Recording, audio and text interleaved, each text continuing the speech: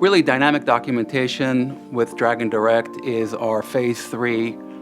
physician documentation strategy, which sort of originated in around 2010 when we planned our phased rollout for our inpatient implementation across our 25 hospitals. We really started looking in 2014 about trying to figure out how it would be best to design it so that the physicians have the best experience and so it could be a complete documentation solution, and to try to simplify it to the extent that we can. At the 7 sites that we have live,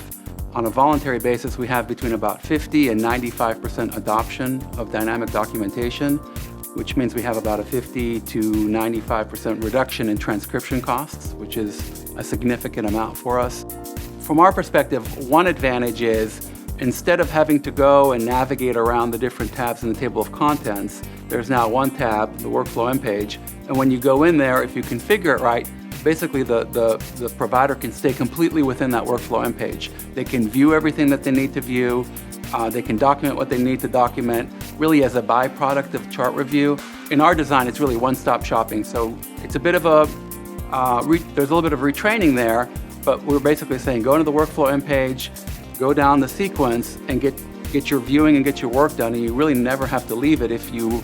have sort of configured it the way it's supposed to work. Because in our system, documentation is expected on a daily basis by means of a progress note, and in fact, it's ingrained in how we get reimbursed, both as a provider and a provider organization. It's a perfect opportunity for us, while they're putting in their assessment and plan and diagnoses, to ask them the specific questions that we need to ask them right then while they're thinking about it. It's getting what we need with the least amount of disruption from the providers.